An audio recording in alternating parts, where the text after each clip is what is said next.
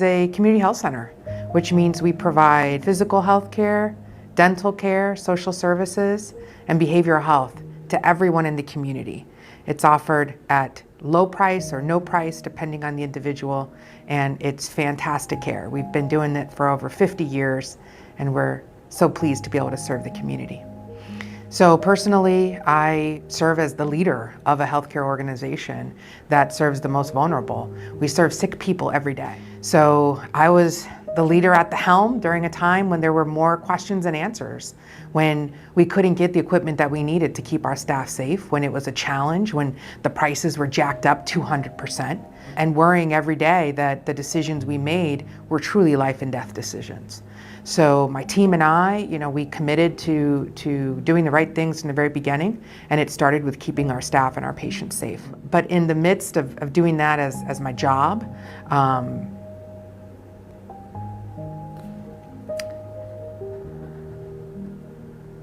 I also had to deal with it through my family. And, in May of last year, my nephew, his name is Michael, he's 27, he got COVID, and he died at 27 years old. So this is not just an exercise, it's not just an experience, that I worked through, but it's an experience that I lived through. And Michael was a beautiful, beautiful, beautiful young man in the prime of his life. And there is no reason that he should be dead today. So this disease does not discriminate. And so I think that's why it's so important for us to understand that we actually have a tool now to prevent future deaths, to prevent getting seriously ill from COVID. And that tool is a vaccine.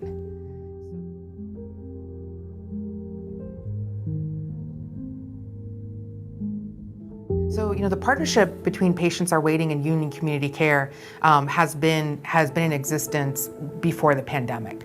We are aligned in our mission, which is to grow more representation among healthcare providers of people of color, and to ensure that they are in the pipeline and supported to be able to go and change the world as doctors and nurses and healthcare professionals in hospitals and community health centers like Union Community Care. When it comes to the vaccination effort, we knew that we could do this together. We could be stronger together than either of us could be alone. So we were able to support Patients Are Waiting to provide these pop-up vaccination clinics in the community. So we are going to community, not expecting them to come to us. And we are providing vaccines by folks that they know, folks that they trust, in places that they trust. We're making it fun for families to come out and get vaccinated. It's not a scary thing. We want to make sure folks don't feel like it's a scary thing. And it is really part of ensuring that our communities stay strong and that they stay healthy. Well, the reasoning behind it is because we have a shared purpose. So when you have a shared purpose, it is really, it's not a question, it's a how can we make it happen? And it's funny, but Dr. Hamblin and I have never met in person. We talked many times via phone and via remote, but because of the pandemic, we just couldn't connect in person. But really what we're trying to do is the same. So it was a non-issue. As soon as we were in a position that we had resources available, we reached out to them. We were able to execute a contract for these services right away. And by not providing so much red tape that it makes it impossible for a small nonprofit to participate, we were able to have them, be able to start this work really quickly, and they've done just a fabulous job. The mission for more equity is part of what's core to us, and it's core to them, so we're naturally aligned. When you look at who has gotten COVID, communities of color have gotten COVID more, they have been infected more, and that has to do a lot with the type of work that we do. So not all of us have jobs where we get to sit at home in our pajamas and work and get paid. A lot of us have jobs, we have to get out in the public. We work in jobs where we're interacting with people, therefore we are more likely to be exposed, and that's exactly what happened. So I would just share that communities of color, we have been more negatively impacted, but we're strong. We have been strong for hundreds and thousands of years, and we will get through this. We will come on the other side. A lot of us will have broken hearts. but we will get through this. We will get through this. And I think do what you can, get vaccinated, make sure that you get the people that you love vaccinated, that you encourage your friends, that you get good information. And if you're not sure where to get information, come to Union Community Care. We have doctors, nurse practitioners, providers with decades of experience, and they live here in the Lancaster community. You can trust what they say. So come and see us if you have questions about the vaccine, and be part of this community as we move forward, because we will all move forward, and we'll do it together, and we'll be stronger.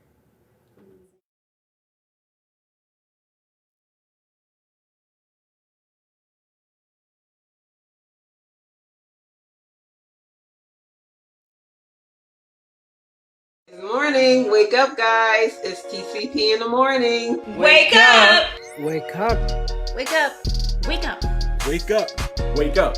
Wake up! Wake up. Wake up. Wake up. It's TCP in the morning. It's TCP in the morning. It's TCP in the morning. It's TCP in the morning. It's TCP in the morning.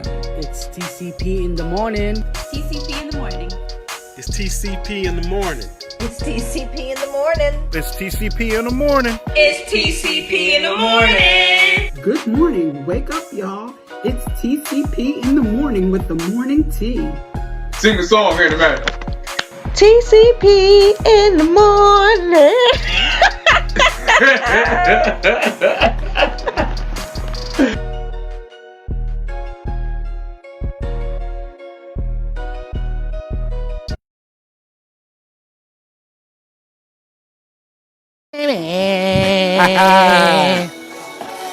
This is one of my favorite things of the day. Tell it to the people. Oh man, talk to the people. Talk to everybody out there. Yes. Hey. Feeling good, feeling great. Feeling great, feeling good. How are you, folks? We are Welcome. TCP in the morning. Very happy to be here. We're going to welcome you right. Hey, let's welcome to the welcome to the show.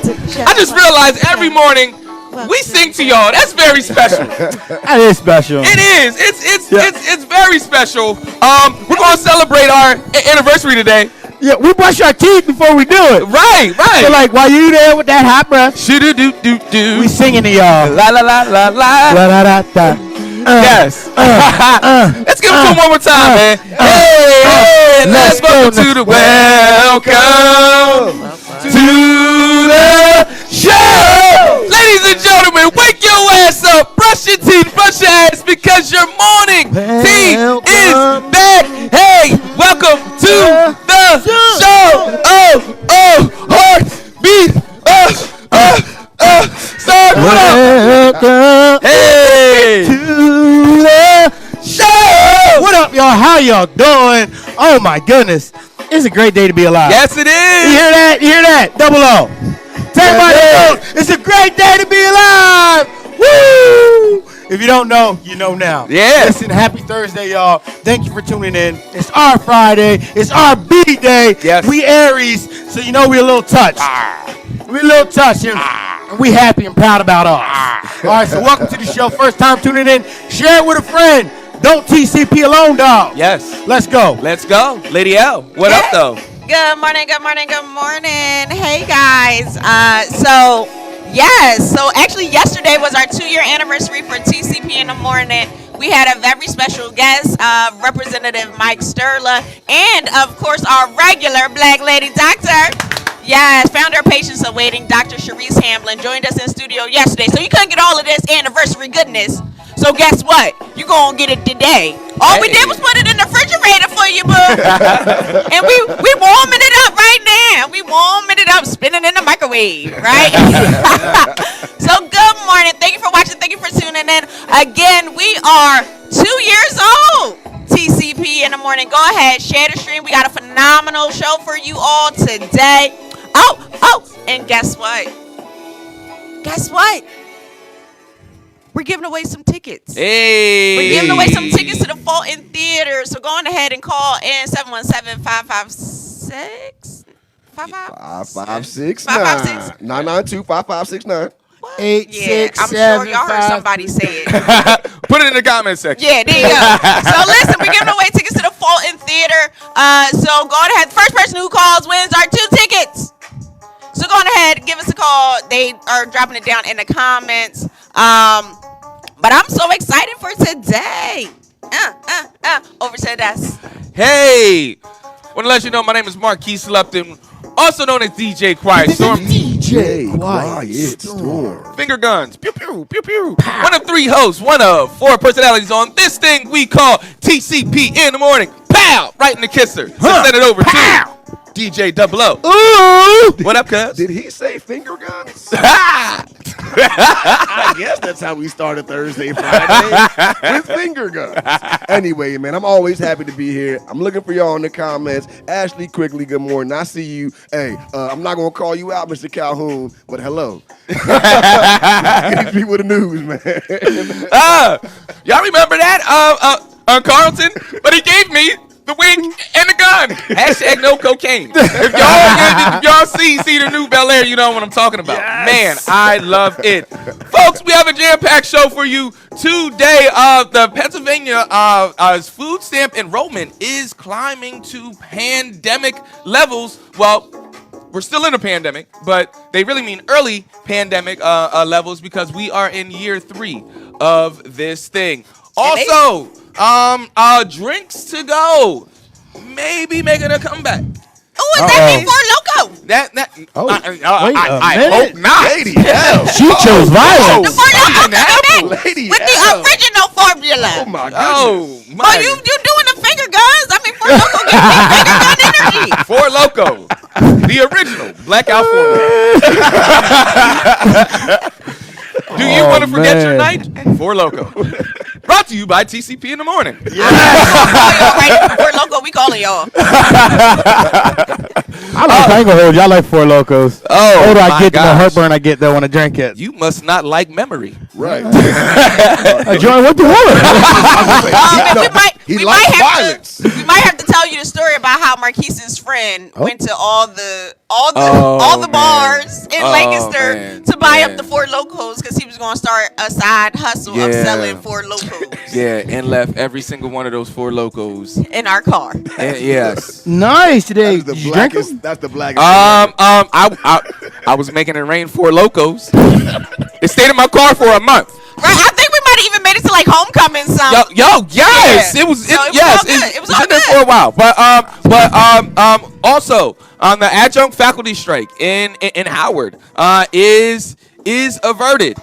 Crisis averted. But what does this mean leading forward, especially for their adjunct professors? Also, oh man, the jury trials are upticking in Philadelphia, which means that they are going to be sending out more jury mailings. You know what's they are. I have been. Yeah. I've been summoned, y'all, and I don't even live in Philly. I'm so confused about how this works. There's a backlog. So apparently, I'm like, I got to. It's weird, so I can't vote in Philly, but y'all gonna make me come there and be a juror. They want you. I get him, listen, her, she, and them. Philadelphia, we gonna have some issues going on because if you want me on your jury, I feel like I should get the right to vote in your district. That's a word. We will talk about that, and finally, the Pennsylvania Black Legislative Caucus welcomes applicants for the Roebuck application. So, what does that mean? That means that this scholarship is worth $1,000, which will be awarded to A, person of color, B, a graduating high school senior or current undergraduate at a college or university, and plan to enroll or return to full-time undergraduate study at an accredited 2 or 4 year college. So that will be our final story for the day, talking about that scholarship. So if you know a kid that can use an extra stack for school, or if you are that kid, or that person that could use the money, pay attention and finally share the stream. So let's get to our good mornings. Who do we have with us? Good morning, Sabrina. Good morning, Taekwon. Good morning, Renardo. Good morning, Felix. Always great to see you. Good morning, good brother. Rebecca, good morning, Corinne. Good morning, Corinne. Funny story. We were talking to you about somebody about the show, and they kept on calling you Corinne, and couldn't stop. I called it out. Couldn't stop chuckling. Because I was like, you know what? That's how that sounds. It's not a me thing. It's not a me thing. It's a we thing. Amir, Billboard G. Good morning to you all and all the looky loos. Yep, good morning. Oh, What we up, got Looky on IG. Shouts out to Creative Habits. Hey, good morning. Hey, good morning. And looking bilingual. Hey, good morning morning. to you. We have to have them back on sometime Yes. soon. Shout out to Jade and her squad. Pedro Paloma. Yes. Doing great things. So I think it's about that time. Uh-oh. People, what they came here for. What they come here for? They came here. Just want For to do the it like news? this. Move my Lisa, shoulders. good morning to you. What Let's up, though, go. guy? Got some great things on the show for you. Can't wait. Hey. Time to give the people, yeah. Give the people what they want. And that's the news. With a shimmy. Finger guns. Thanks for stopping by. Bang, bang. All right, so folks, before we get into our first story, Yes. just want to really talk about the last 2 years of this thing called TCP in the morning. Double O. Can you put on some whimsical music, some reminiscing music, something we can reminisce to, 'cause- Some old school Mary J. I'm cool with Well, that too. I'm in the 90s mode. I mean, all right. Well, these last 2 years have been both fun, amazing. It has been a whirlwind of news, and we were glad to share it with everyone each and every day. Starting off 2 days a week, Mondays and Wednesdays, bright and early, 7 a.m. to 9 a.m., and then transitioning to 8 a.m. to 10 a.m., and then eventually to 4 days a week, which I thought was going to be quite the challenge. Thought it was going to be quite the challenge, and I was like, oh no, we're not ready for that. We're not ready for that. But the people and these lovely folks and personalities that as you see each and every morning, proven otherwise. How about that, Sarge? Yeah, listen, it's been a ride, Yes. to say the least. From starting out, in the bunker, in the bunker, during the pandemic, when the pandemic was reaching its, just taking flight, reporting it and people tuning in constantly. You guys tuning in have made it all worth it. The early mornings, like it's the 2 days a week. Like it started off like that, but like we've always had it in our hearts to go and give you guys what you want. Like, and we felt like false information was being put out at all times. Yes. And the trust in media was definitely lacking. Yeah. And still continues to lack. So that's why we want to be the truth bearers. We want to give you what you need and what you need to hear. Yeah. Absolutely, Lady L. I just want y'all to know I was here because I didn't want nobody disrespecting my house in the middle of a pandemic. Shoot. I told my husband, I was like, listen, if you're going to do this show, I only want people that we already see all the time. So they got to already be like in our circle of we already sharing air, right? And I was like, I don't want you to have no guests, right? So you're going to have to Zoom, do whatever. Yeah. And I was like, you know what? I'm just going to be on the show so that I can make sure that this is what you say it is. So I really was just here to be an overbearing wife.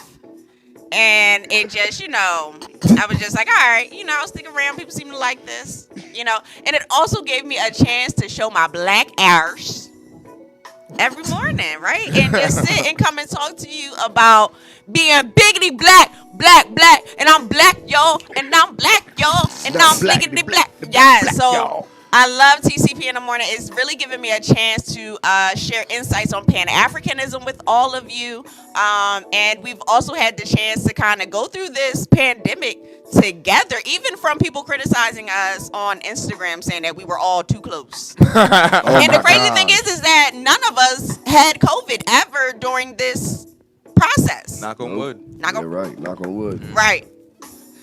So yeah, it's phenomenal, and I'm so glad that you guys have been with us throughout the years.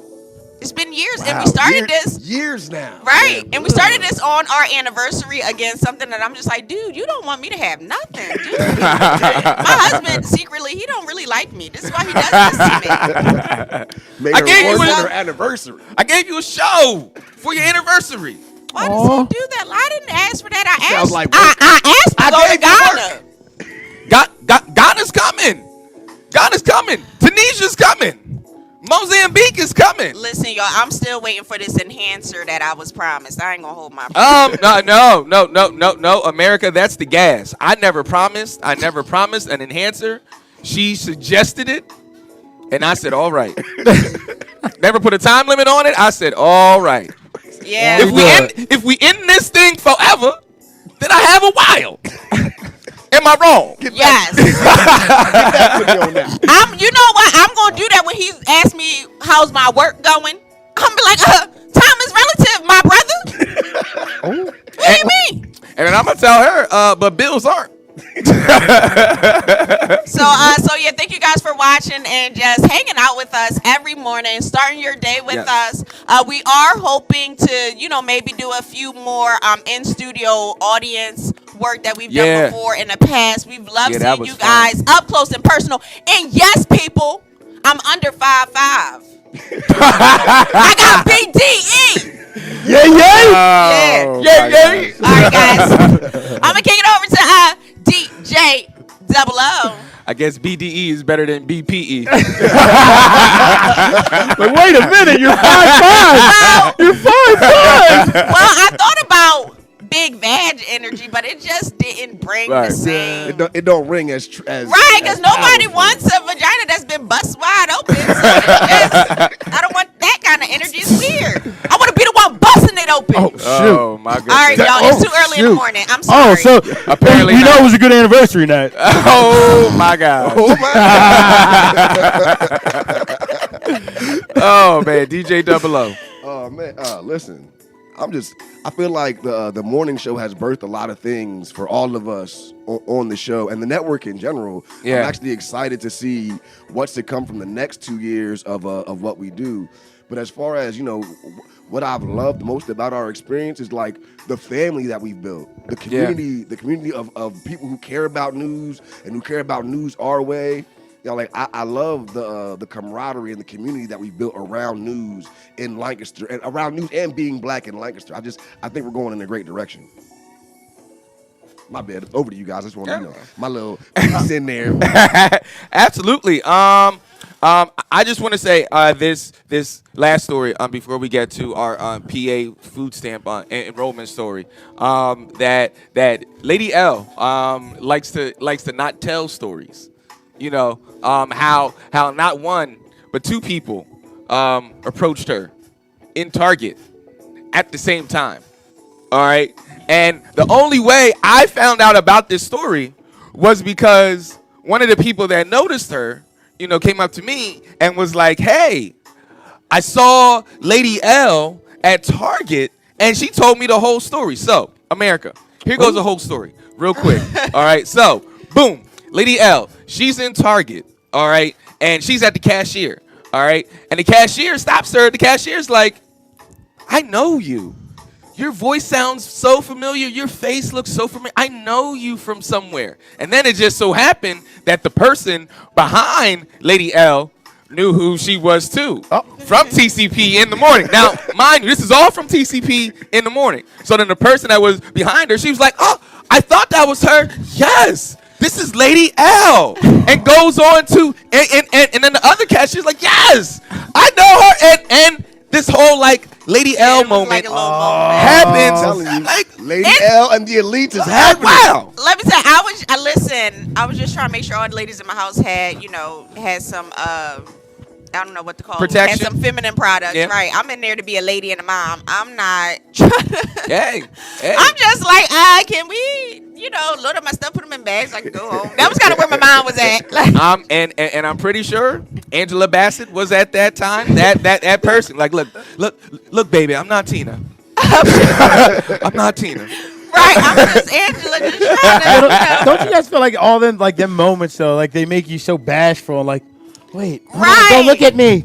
Don't look at me. I want you to be reminded. I have a big personality, but I am a super humble person in real life. Like, so when you meet me, it's just like, huh?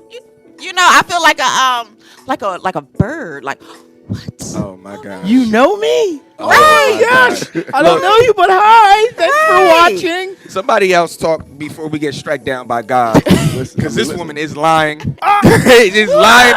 Like Jesus is looking down right now. He's like, you know what? I was with y'all until this point. I do not approve. I do not approve. Hold on, you haven't gotten shy when someone's like, I know you. You people Said aren't to God shy. when somebody, You when aren't you were shy. saying something, or you say something, and they said it to you at the market, and it didn't even register, because you were busy trying to get that brisket. Ooh. What brisket you trying to get? Yeah. That brisket's good. Yo, socialize. Look, Central Market, this free advertisement. Go down to Corey Woods. Corey Woods is socialize. Central Market, get yourself some brisket. My goodness. But you know this is free advertising. I know, but that brisket. I can't help it. Yo. I got to tell the people. Yo, yeah, yeah. Got to give the people what they want, right? And they You want want good brisket? Well, good luck, because the market's only open 3 days a week. Hey, that's 3 days a week. You get brisket. Let's get to the news, folks. Let's get to the news. Thank you for joining us and allowing us to riff a little bit this morning. And thank you all that have joined us each and every day and majority of the days during this last 2 years. We look forward to the next 2 years and look forward to continue to grow with you all. Started from the bunker, then to the basement, then to the apartment, and now to our own studio. So as the elders would say, amen. Won't he do it? Pennsylvania's food stamp enrollment is climbing towards levels not seen since the early pandemic. More than 1.8 million Pennsylvanians are now enrolled in the food stamp program. Enrollment in the Supplement Nutrition Assistance Program, commonly called food stamps or SNAP, has gone up and down during the pandemic, but it's been steadily increasing in recent years in Pennsylvania, with increases during the last 7 straight months, according to newly released data from the State Department of Human Services. More than 1.8 million Pennsylvanians are now enrolled in the program, approaching the record-setting enrollment levels of the early months of the pandemic. Advocates and state officials said they can't point to one specific factor as to why more people have been seeking food assistance in recent months, but there are roughly 140,000 more people in the program than in March of 2020. Among the potential reasons, increasing food prices might be pushing more people who were already eligible to apply pandemic-era rules that ease some paperwork requirements, making it easier to stay enrolled in the program, or the end of the monthly child tax credit in December, which had provided families and kids with up to $300 extra monthly per child. The only time statewide SNAP enrollment has been higher was in May and June of 2020, following the initial COVID-related shutdowns, when more than 1.9 million Pennsylvanians were seeking assistance. Enrollment in the program increased starting in February 2020, peaking in May of that year as much of the economy remained shut down or restricted. Enrollment then fluctuated, going up and down in the late 2020 into 2021, but has steadily been increasing since July of last year. Trends in Pennsylvania had somewhat mirrored national data, though not entirely. Folks, I mean, the price of everything. I'm sorry. Go on ahead, lady. This is frustrating because it says that it talks about how participation nationally declined from January to August of 2021. Let's not act like there weren't. That's right around that re-enrollment time. That's right around, when you need to resubmit your documents and everything like that. So was it that people weren't re-enrolling, or were y'all kicking people off? You see what I'm saying? Like, I know a number of people who just got kicked off of food stamps because they said that the unemployment ended up being too much. Or they said, oh, well, you're getting the extra tax credit. Now you're unqualified. So was it that people were back to work? Or was it that you were kicking them off of the services? I'm sorry, husband. Go ahead. No. Go ahead. Y'all don't have to apologize for interjecting for the news. And then to say Pennsylvania enrollment has been increasing since July of 2021. That's because y'all got back to work. That's it. You got that's. It's not the data saying that people need services. It is your employees actually doing what the hell they supposed to do. And that's what we're seeing. Like, there were numbers of families who had gotten kicked off of SNAP, TANF, and all those variety of benefits that they were given during COVID and haven't been able to re-get those things. This is them. They're trying again. They're giving it another shot. You know what I'm saying? Like, they're saying to themselves, you know what, I'm so broke, I'm in this situation right now that I got to reapply. Even if you already told me that you canceled my stuff 2 years ago, you know, at the beginning of the pandemic or whatever it was, I need to figure this out. And they haven't changed the stipulations in order to receive food stamps. And that's another issue, right? Because there are jobs that are saying, oh, we're going to give you $15 an hour. Guess what? You might not no longer qualify for the food stamps because of the $15 an hour. Have they changed the threshold based on what minimum wage should be? Oh, heck no, they have not. And that's a part of the issue. It's still like $7 to $7.25 minimum wage threshold that you have to pass to disqualify yourself for food stamps. That's terrible. That's terrible. It's pricing people out. Right. In a world where we're supposed to be trying to make more money, but it upset me to hear that people were making unemployment and getting kicked off of food stamps. How do both things work at the same time? Right. That doesn't make any sense to me. And I thought it was funny. I used to say to my husband, I was like, if you're getting unemployment, you should be getting food stamps. Because the money that I'm getting isn't actually like my working money. It's a fraction of what I've been making. And how dare you say the fraction that I'm making is too much for services? A fraction. I'm making a third of what I've been making, and you telling me that's too much for services. That's because they're meant to keep you in a certain economic threshold. There's no reason why I should be deciding if I should take a raise or not based on if I need to keep my services. That's ridiculous. Yeah. Look, as of January 2021, like when we were about a year into the pandemic, there were nearly 44 million individuals on the program. That was up more than 20% from about 36 million in 2019. And that's across the United States. All right. The average monthly benefit per person jumped from 161 from 130. Okay, so roughly more than 5 million more households got help from the program in 2020 compared to 2019. All right, and we only got worse. You know, you have people who are become dependent on it, like Lady L was saying. You know, so in Pennsylvania, you have 81,735 people who are receiving welfare. All right, 629,000 are children receiving food stamps. All right, so we're feeding the children. It's doing what it's supposed to do. You know, let's not take away from it. Right. You know, if I hate getting that we have money for things that we choose to have money for, and then just deny everything else, act like we can't get the money from somewhere. Right. You know, we find money somewhere. I don't know how we do it, but I feel America finds money. You know, you can afford to give people monthly checks of $1,200 a month, so they wouldn't go. So they wouldn't do what? They wouldn't lose the peace and raid, do whatever they're riot, whatever. Yeah. You know, so you gave people this money. You know, but then all of a sudden you're like, all right, let's stop giving people money and let's make them get back to living on their own, and us not helping them out, making them do the most in order to get assistance. Right. You know, I think about all the people who weren't on food stamps prior to the pandemic happening. You know, because I don't need food stamps. I don't need food stamps. And then when they got the chance and they actually were approved for food stamps, it helped out a whole bunch. Right. You know, whether they were able to save or whether it made their kids less hungry throughout the day. So that's where I'm at with that. Right. Furthermore, in the article, it says that enrollment in Medicaid, also called medical assistance in Pennsylvania, has grown significantly, largely because of a federal rule instituted in March 2020 that kept most people enrolled. Some of those individuals, however, could lose coverage later this year when the government is expected to declare the public health emergency over. Enrollment statewide is now more than 3.4 million people. The most disrespectful thing here is that like we have these lawmakers that are trying to return back to normalcy, return back to what was 4 years ago. And honestly, like it's broken. Like what once was will never be again. Like when we talk about the workforce, how many people are choosing to work from home now? That's their thing.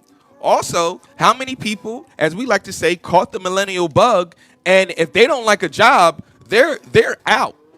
No longer are they like, oh, well, I'm going to stay here 1 year, 2 years, and I'm going to stay here 4 years, 5 years because I don't want to have that job hopping on my resume and everything like that. Like if somebody doesn't like a job situation, they are out. And that's just the labor industry. Education, there's more kids going into homeschooling. You see situations like the Independent Stone School, situations like that popping up more now. America has changed, and our legislators, our powers that be, are trying to resort back to a way that never benefited really not a lot of people besides them. Now is the time to reimagine. Reimagine services, reimagine how you help people, reimagine America. Right. Like, and it's real crazy because when you think about like abortion laws and Roe v. Wade, it's like, well, if you want me to have this baby, I should then automatically get some resources for said baby. Automatically, and not like, oh, well, if you need WIC, you got to meet this threshold. If you need food stamps, you got to meet this threshold. If you got to, it's, if you're going to help, then help. Right. And not give people all these different types of caveats. And so I really think that we need to start looking at Congress to increase the threshold for food stamps, and maybe also just looking at food stamps instead of necessarily distributing it to parents based on income. Start looking at family sizes and the distribution of wealth, right? Because if I make $100,000 a year, but I got 6 kids, I should be eligible for food stamps. Yeah. You know what I'm saying? Because all I can do is buy food with it. Like, it's not like I can take the money off the access card and go to Rainbow. Like, it's just what it is, right? So I think that's what we need to start looking at how our families are operating and how we as a country can support them, especially if we're going to use the feeding the kids. Right. Especially if we're going to use the supporting the kids. Like, I got a 5-year-old who told me yesterday, like, she doesn't want to eat school lunch anymore. My grandson doesn't eat school lunch either. She was like, Mom, I just don't want school lunch anymore. Can you, make my school lunch? And I'm sitting up here like, with what money? First of all, them little things that you want is already like $2.50, and then you want a drink, you want a sandwich. You like your snack itself will run me about $12 a day for your lunch. You see what I'm saying? And now I got to figure out how I'm supposed to manage a $12 lunch bill for my 5-year-old. You see what I'm saying? But this is what parents are dealing with, right? Yeah. And I'm not mad at my child for not wanting to eat school lunch. I didn't want to eat school lunch. Yeah. And when I got old enough and they started having snacks that you had to pay for, that became my school lunch because it was better than the lunch. Nobody want that funky pizza. It still smelled the same after all these years. Which one? The cheese one? Oh, that one. Oh, remember remember the milk in the bag? Yes. Yeah, don't even They do used that. to make the little boobs. That's what we did. I don't We even do that no po-pos. more. But so as this continues on, I just want it to be known that there are 1,499,326 children that are enrolled in Medicaid and CHIP. So when this does end, like we're really going to see the effects of it and feel the effects of it. Yeah. All right, so moving along with our next story, okay? So during the pandemic, the height of the pandemic, to-go drinks were a thing. Hey, Wolf, thank you. Appreciate you, brother. They became a thing. So once they became a thing, like it was kind of hard to go back because people don't make mixed drinks the same way at home. Like some people are a little heavy-handed. I like my at-home bartender. See, it's hard to be a little heavy-handed, But so Pennsylvania is about to vote to have them come back. All right. So bar owners were more than disappointed when the Liquor Control Board had to ban cocktails to go again after the state's pandemic emergency declaration ended last year. But they could begin selling customers mixed drinks to go again if a state Senate proposal is approved. Those drinks were popular in the early days of the pandemic, but you were able to buy mixed drinks to go as long as they were no larger than 64 ounces and were sold before 11 p.m. Oh, that's pretty big. So Senators Dan Laughlin, a Republican from Erie, and John Udachik, independent from Carbon, are mounting another effort, and like last time, expect broad support. Republicans and Democrats that talked to are aware that the industry was one of the hardest hit, so to speak, during the pandemic and the shutdowns, Laughlin said. This legislation will give restaurants and bars an opportunity to maintain cash flow and expend offerings, aiding them in their recovery.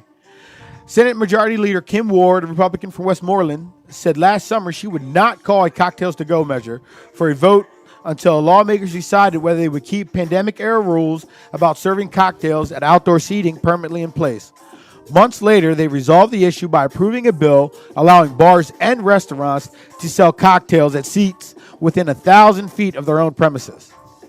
Though people can dine at Pennsylvania restaurants again, Chuck Moore of the state's Licensed Beverage and Tavern Association, he said bringing the cocktails back would be helpful. How people buy liquor in Pennsylvania is changing. I think we see that. So I'm not opposed to the ready-to-drink legislation. I just don't want it attached to this cocktails-to-go legislation. That's what Laughlin said. So Laughlin and Uticurk's effort, known as the Senate Bill 1138, now await a state Senate committee hearing and vote PA Republican lawmakers and the U.S. Capitol attack. Like they're trying to, I don't know, they're making it political. Exactly. Because they're finding ways to make money off of it. Yep. Whether who got in their ears, giving them money, or they're making money personally. This is why we'll see this passed. And soon we're going to see the legislation. We're going to see marijuana passed recreationally here in Pennsylvania. Yeah. Because when conservatives, when Democrats, when people in power can make money off of it, that's when they want it. When they can control it first. So I feel this is a power play. Yep. Absolutely. I honestly, I dibbled and dabbled in the mixed drinks to go, and I was honestly happily surprised, and you find out, 64 ounces of your favorite drink from your favorite bartender is honestly not too bad. But also, back to the point that I made previously about reimagining America. Like this is something that goes along with it. If you look at how everything is going, just everything is being reimagined. So drinks should be the same way. This is another way for local restaurants to get income. And which will be another way for the lawmakers to tax it, like Sarge was talking about. So why not? Let's reimagine things and get rid of these old archaic ways. Like taxi cabs have been reimagined with Uber and Lyft. Hotels have been reimagined with Airbnb. Car rentals have been reimagined with Turo. So, why not reimagine alcohol consumption as well? Yeah. During the pandemic, 33 states allowed to-go alcohol sales, and 16 states have already made these changes permanent. Lady L? Yeah, no, I think that this is a great idea. Who doesn't want to go to their favorite bar and say, hey, give me my favorite drink? As for Lady L, it's going to be a Jack and Coke. And I just wanted to go. Fill me up. Fill me up. Look. Right, that's it. And then the fact that the maximum that you can have is 64 ounces, that is huge. Do you know how big? Right. It's a big gulp. Right. Wow, that's a super size. Big gulps, huh? Right. Like, yes. Please please let me go to the bar and get me a big gulp of my favorite mixed drink for probably like $7 or less. For the most part, mixed drinks have been selling in our community for about $4 to $5 since they've been allowed to sell to-go drinks. So something like this, I think, would be an awesome addition to revenue building for these bars and restaurants that do sell alcohol on their premises. But not just that. To buy a bottle of Jack costs how much? $20-some. Okay. And to buy, the 2-liter Pepsi is how much? $5. Right. If I just go to my local watering hole, and say, hey, let me get, a 24-ounce Jack and Coke to go, I've actually saved myself some money. Especially when you start factoring in those like real fancy drinks and everything like that, like a chocolate martini. Yeah, like a chocolate martini or Bohemian Mother Lover. That's like eight different liquors and everything like that, and you just may want like, yo, fill me up, so that you don't have to buy all these different things. Right, or even go 64 ounces. Think about it this way. If you go and get about 5 64 ounces, you can put that in your 3-liter jug and serve it, if you're going to have a shindig at the house.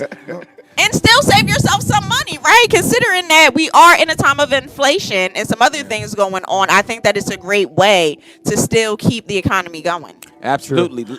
Hey, thank you, Mr. Corey and Steffi says happy birthday to the show. Thank you, Steffi. Thank you. Appreciate that. And let's get to these comments. Y'all, Rebecca says, thankfully, there have been a number of new food banks that have opened since COVID started, obviously out of necessity. Absolutely. And shout out to the churches that have held it down, that have stepped up. Like people have criticized the church over the years. What are they doing? What are they doing? What are they doing? Well, now this is a front-facing thing. And we have to give it up to them for doing that. Rebecca then says, however, there is still a stigma associated with getting help. So some people would rather not take advantage of those food/clothing banks, or they don't have a way to get there. That is very true. Lisa Renee says, happy birthday, TCP. Thank you very much. Sasha Santana, hey, good morning to you. She says, I find it fascinating that many people started a business through the pandemic or made the choice to leave a job through the pandemic. Says a lot. That point as well. The great resignation still rages on. Corinne says, bags of apples and oranges are almost $10 now. That point. If they don't want to distribute the SNAP benefits, then offer other food programs. Absolutely. And then Gary, good morning, Uncle Gary. He says, also with COVID, a lot of bars have blocked parties with people wanting to walk down the street, open air drinking. And then he says, happy anniversary. Thank you very much. Any we got some on IG comments. Jay Mysteria says, hey, happy birthday, TCP. Hey, thank you. Jess. Thank you, Jess. I said happy birthday. Miss Corinne says, actually got to get back to you, She Jess. says she runs a backpack program with the school and sends kids home on the weekends and holidays with food. All right. So, yeah, thank you. That's just great stuff to do in the community. Right. Good stuff. Finding a way to keep people fed. Right. All right. So, yeah, that's where we're at with that one. All right. Well, Lady L, can you take us to our next story, please? Oh, all right. So, guys, I want to thank you for watching and tuning in with us. I want to make sure I got the right story here. So, the faces that oh, goodness, guys. So, this next story is going to be a fantastic one, as Pennsylvania faces a historic shortage of our favorite type of employee. I don't know how you call this fantastic, but go on ahead, Lady L. There's a historic shortage of police. Y'all stop. See, if y'all wasn't too busy making black people afraid of police, maybe we would have joined the force. So anyway, AG Shapiro and Commissioner Outlaw from Philly. She's our commissioner. She's from Portland, Oregon. They've called on Harrisburg to help. That's why you're going to do court. That's why you got jury selection. You just said You should say she's from where? Yeah, exactly. That's why. Yeah. You know they melted to my house here in Lancaster. But you said we. They heard you. They said, "Oh, okay." So what I'm saying is, is that if I am expected to be a juror for said community, then I ought to have the right to vote in said community. Right? Yeah. That's it, because I thought I was only able to do it where I Doubling live. down. I get it. So, Pennsylvania Attorney General Josh Shapiro met with Philadelphia Police Commissioner Danielle Outlaw, along with area police chiefs, to discuss an ongoing problem: a historic shortage of police officers. The fact is, and we see this, fewer young people are deciding to make law enforcement their career, Shapiro said.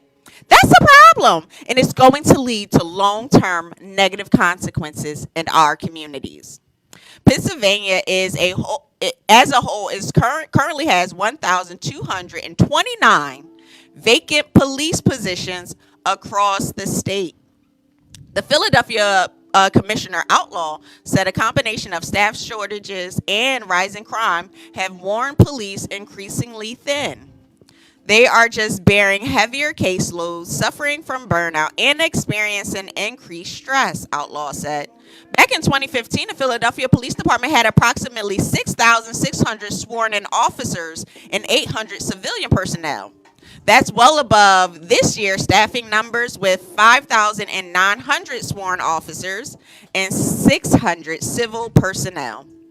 In an attempt to triage the situation, Outlaw said the Philadelphia Police Department has been shifting officers from special units and administrative assignments to patrol duties in an effort to increase police presence in crime hotspots.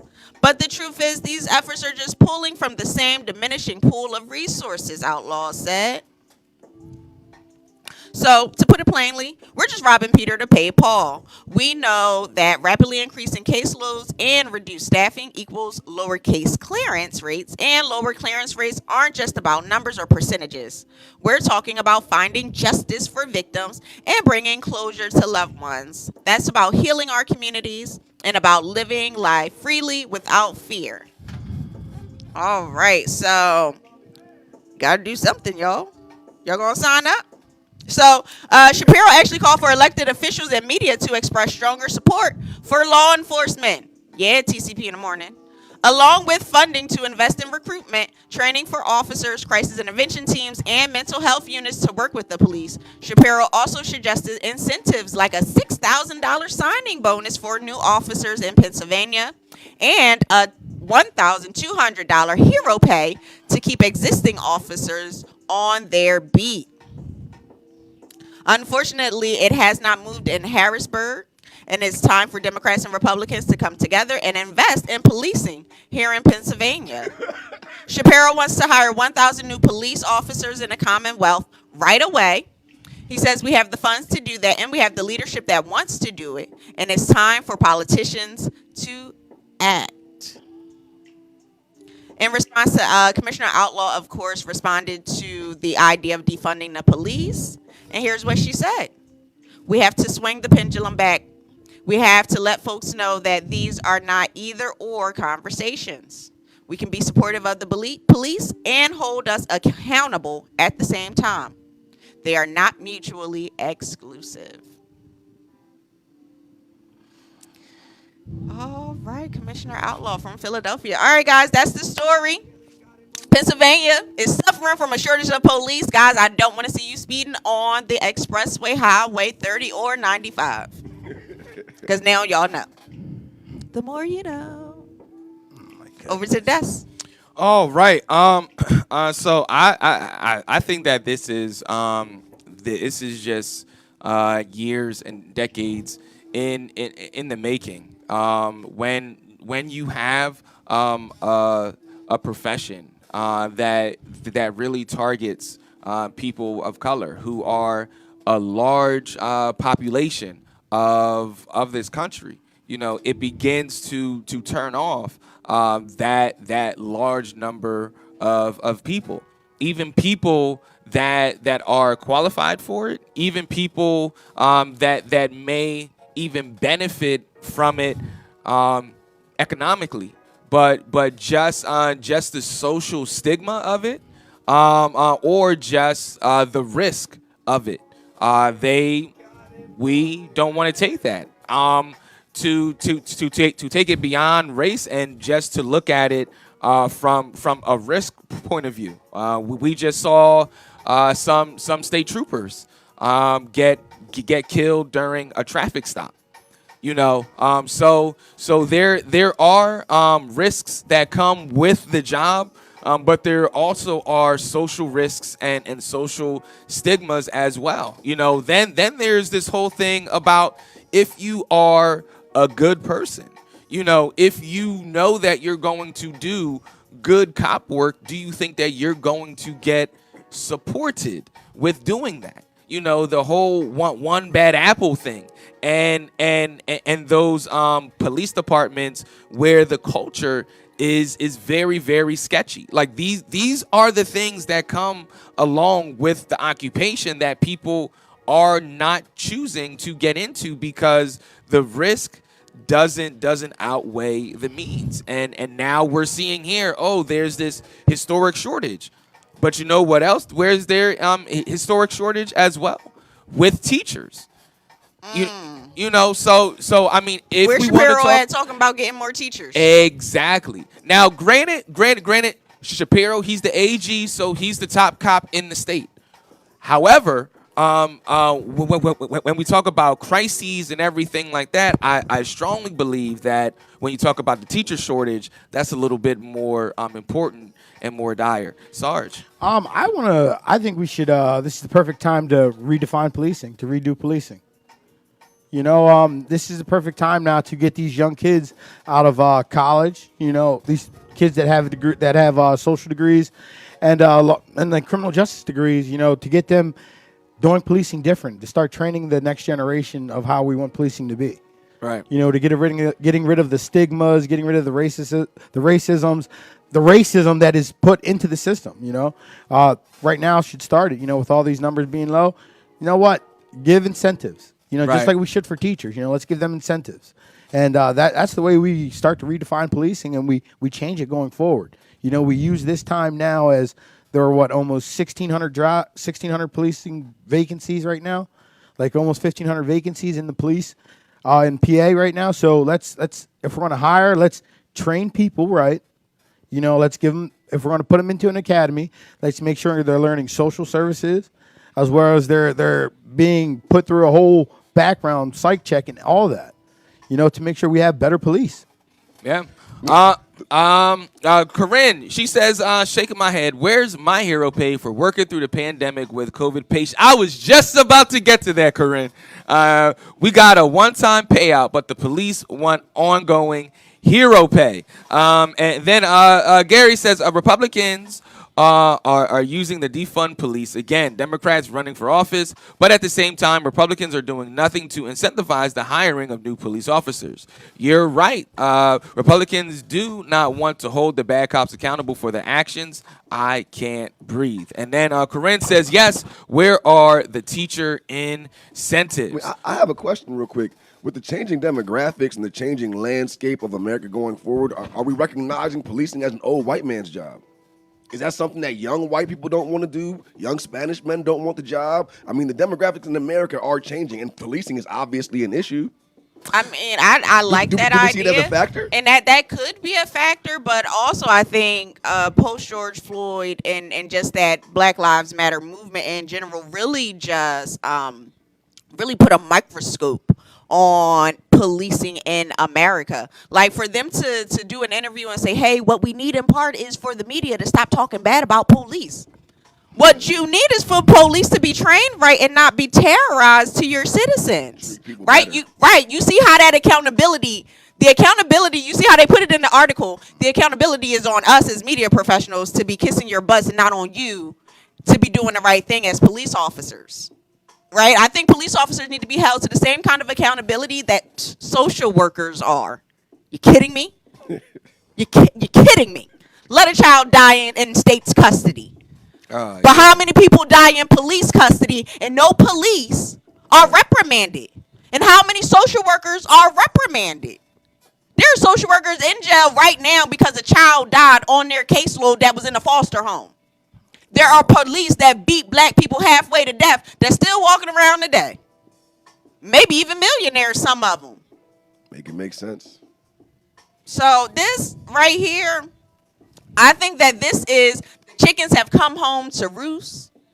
It is something that a community of folks have been talking about and screaming for help for decades, right? Because police, we know how policing started here in America, and now they're supposed to be our friends. I think that this is a manifestation of what we have been asking for a very long time. Now, not only do you not have enough money to find enough police, but now you just ain't got enough people who even want to apply.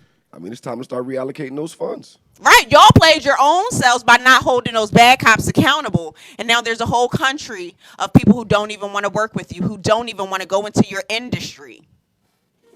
Did it to yourselves, America. To get to this comment, Sabrina says we also have to look at the landscape we are in now. We are pushing for police reforms and pressuring for justice in police killings. The bad apples don't want to be held responsible for the bad things they know will do if given a badge and a gun. And also just the job and the culture that certain PDs have, police departments have. They're the quote unquote good cops. They're getting out of the profession. There's a cop in York, a former cop from York, that got out of that PD because once his family adopted a child of color, he began to see race a little bit differently. And then began to see the interactions with the PD and the local community, began to see that a little bit differently, and then got out of it, and that's kind of unfortunate because there's nobody in there to kind of fight the fight. But are they going to fight the fight when they're constantly outnumbered? When somebody that has that power of the pen to put you on a consistent third shift, 12 hours, then, oh yeah, can you stay 16 more hours? And they just suck the fight right out of you just by scheduling you terribly. Let's get to the comments on top of that, you can't IG. fight all day, right? You can't fight while you're at work and then go home and fight too. It wears you out. Right. Jay Mysteria says milk just went up to $5.29 a gallon. It's crazy morning, Kareem. Miss Aquarian Steffi says started urban gardening with the community so people can just come and pick up fruits and vegetables. Well, ma'am, let us know that address. Send us a pin. Dom Devereaux 97 says New York City, they have nutcrackers, sell them out of coolers in the summer. Jay Mysteria says, how though I be seeing them everywhere. And then she said, oh, I guess she's referring to the police. Mm-hmm. And then she says, ain't her name so convenient? Outlaw. And then she continues to say that part, it needs to be defunded, rebuilt, and transformed into what policing should really be, a safety coalition, not a gang. I love that. And she says, is Lady L going to offer me all of that? All right, so according to the federal data, though, we were talking about cops retiring and quitting last year. After the movement. All right. As of overall, the U.S. economy shed 6% of its workers. Local police departments lost just under 1% of employees after a decade of steady expansion, according to the Bureau of Labor Statistics. That's about 4,000 people out of nearly 500,000 employees in multiple police departments and sheriff offices nationwide. State and federal law enforcement departments actually saw a slight increase in the number of employees. Fire. There's no fire. You just feel like you ain't going to have control because you won't have these overwhelming numbers of people that you can control to go in and do your bidding. Yeah. That's the simpleness of it. And if you control the narrative, You control the narrative. You control the story. And they so they're pushing to hire more police. So the Biden administration, they announced that cities can use part of the American Rescue Plan, the relief money, to hire more officers. Oh, so not to house the homeless. Yeah, but go, these are things that we don't know. All right, so they can use this money to combat gun violence. Cities, big and small, they jumped on that offer, and they claim that their police departments are running out of officers. Mind you guys, listen, I'm talking about something that was talked about when was this talked about? This was talked about in 2021. All right, 2021. All right, we talked about what was going to happen. And now we're talking about the American Rescue Plan funds, how states have them now. And now what are we seeing? We're seeing we need more officers. We need more money. Well, They start the narrative, but they start the narrative so that we as citizens, whatever it is that's coming next that they're going to do, whatever craziness, because cities like Philadelphia, they've had stuff where they've been trying to recruit officers so badly that they weren't even doing background checks. It was like the whole year. I forgot what year it was. It was in the 2000s, but they were like, yeah, we're not doing no background checks. Anybody, come and apply, be a cop, no background check.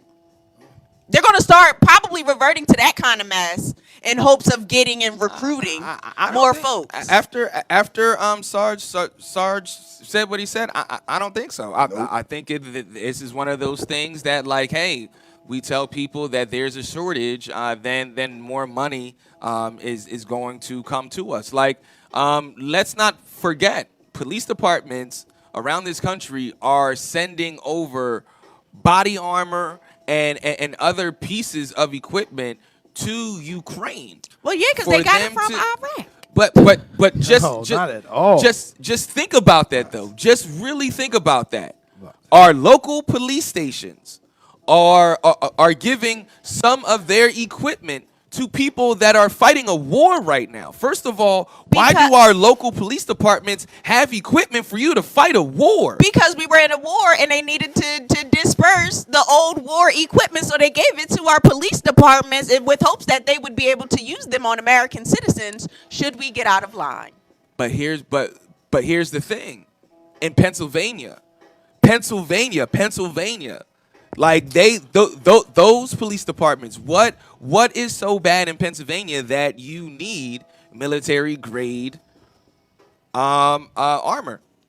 What has happened? What precedence was set? They got all right. So look, what precedence from was what set? I learned, police is supposed to one up. Police is supposed to one up. So if the gangbangers, there wasn't no precedence. Do they need to have precedence, or do they just need to one up? Like if I'm policing, and guess what? The gangbangers now they have guns. Well, now I'm afraid now I need more guns. I need bigger guns. I need more of this. Else. My point being with this story, Lady L, is that with this narrative of police saying that we don't have enough, we're seeing with the article that Sarge just read about the America Rescue Funds are now at risk of being adverted to these police departments, where then they're going to order more military-grade equipment that they don't need. It's a waste of money, and it's a waste of resources. It feeds the police on both ends, right? Like, they're going to get the money. They're not going to hire people. They're going to say, well, since we can't get people, we're going to buy equipment with this money. And now we become more targets. Right, and bigger targets. And we see here, Rebecca says Ephrata so far has used a third of its rescue funds they used to pay police overtime costs from the previous year. So, again, what I'm getting at is this false narrative that is being spewed, because now, just like we did couple minutes ago, we bit into that apple as well. But when you look at the numbers, we're talking about a decrease of only 1%. So to Jess's point, Jess, that's why you still see them everywhere, because only 1% nationwide decreased. So we really see this AG, have it really decrease to the point that you have to say fire, fire, fire? Or is it just like Sarge said, you want that, large presence, and you see that large presence dwindling. Sheesh. Well, all right, guys. I just want to take this moment to give a shout out to our sponsors, the beautiful Black Lady Doctors. Yes, the women over at Patients are waiting. They are eliminating health disparities by increasing diversity in medicine. And how do they do this? Well, by focusing on 3 areas: increasing the pipeline of minority clinicians, making the pipeline of minority clinicians less leaky, and supporting minority clinicians in practice. Yes, you know what that means in a nutshell. They mentor young people into and through medical school. So go on ahead and check out their website, patientsarewaiting.com. It's the full word patients, the letter R, and the full word waiting.com. They also have their doulas initiative going on. So if you are interested in supporting expectant mothers and women of color, go on ahead and check out their Diversifying Doulas initiative. All right, so our fourth story takes us to the GRIO adjunct faculty strike avoided at Howard University. Faculty at the HBCU calling for higher wages and better working conditions were set to strike today, but have reached a tentative agreement yesterday. So a strike was considered imminent at one of the nation's most prestigious HBCUs. According to NBC News report, adjunct faculty at Howard University calling for higher wages and better working conditions were planning to strike. However, an update was announced that the strike has been avoided because they have reached a tentative agreement with the administration. The Howard Teaching Faculty Union is represented by the Service Employees International Union Local 500, which includes hundreds of non-tenure track professors. The group has been involved in a more than 3-year process of negotiations with the university and was pushing for a 3-day walkout. The union released a statement earlier yesterday revealing that a tentative agreement has been reached. It is subject to ratification by the body in the upcoming weeks. However, Howard University's non-tenure track faculty were advocating for equal pay for teaching courses as full-time professors, opportunities to apply for non-tenure track full-time lecturer positions as they become available, and the ability to teach 3 courses per semester to receive health benefits, according to a Twitter thread from the union. They noted that when compared to the cost of living in Washington, D.C., where Howard is based, they are among the lowest paid professors of any historically black college, despite teaching more than 2,000 courses for the university. Sean Pierce, a non-tenure track full-time faculty of Howard's English department, told NBC News, "Since we called the strike, there's been a very different tone at the table and a sudden willingness to actually bargain. We would very much like to settle, and I'd say we were getting indications that the administration feels the same, but we're not there yet." The change of tone led to the agreement in the wee hours of the morning. Pierce told NBC his salary of nearly $48,000 means he teaches 6 classes just to make a livable wage, which is a constant strain. Another professor maintained that those low wages mean some instructors have to work multiple jobs to make ends meet, which is stressful on their physical and mental health. The Twitter conversation on the subject indicates that while tuition at Howard University has increased by 19% over the last 5 years, salaries for lecturers have gone unchanged. I hope that this happens at other schools as well, because adjuncts outside of Millersville pays their adjuncts very well. Shout out to the PSAC for that. But yeah, Sarge, what's your take on this? I just want to say, like, there was a study done last year. Faculties at HBCU pay a penalty. They pay a penalty for their dedication to serving historically black colleges and universities. Yeah. You know what that penalty is? They get paid about $18,000 less on average than faculty at non-HBCUs. Man. Yep. Like, it's going to be a trend that we see across the board, until HBCUs are properly funded, until they're giving the money that they're owed. Right. And then you won't see college professors like leaving, going to these bigger campuses to make more money. We'll get higher, you know what I mean? We'll have more higher education, more Right. professors.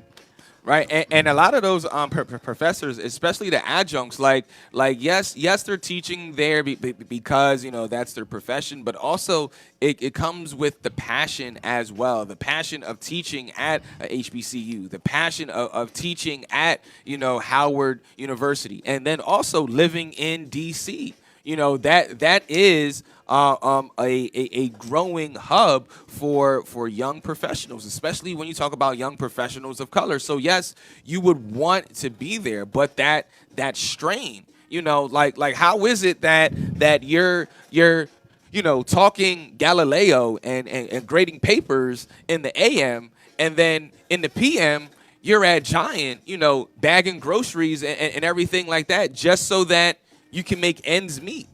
That doesn't add up. Doesn't add up at all. Lady L.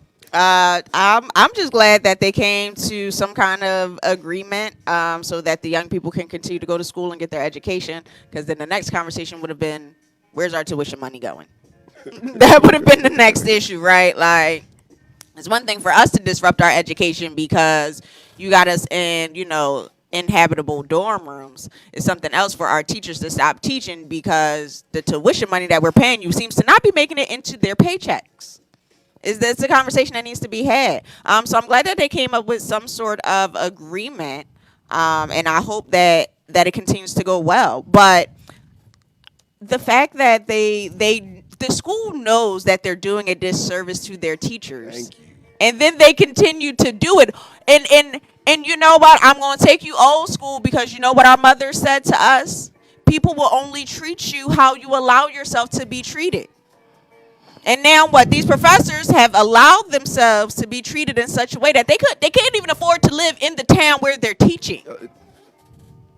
Right? And so they said, all right, well, not no more, right? You can't treat us like this anymore. And now the staff, now the administration of the school can say, oh, well, we can do better. We can do these things. They waited till the staff had all the leverage.